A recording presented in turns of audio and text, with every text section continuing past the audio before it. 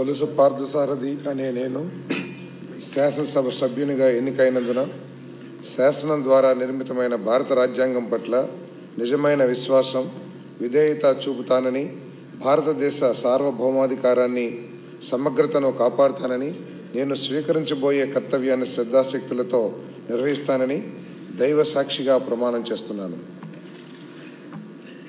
ఆంధ్రప్రదేశ్ శాసనసభ సభ్యుడైన కొలుసు పార్థసారథి అనే నేను సభ నియమాలకు కట్టుబడి ఉంటానని, వాటిని అనుసరిస్తానని, సభ మర్యాదలను పాటిస్తానని, సంప్రదాయాలను గౌరవిస్తానని దైవ సాక్షిగా ప్రమాణం చేస్తున్నాను.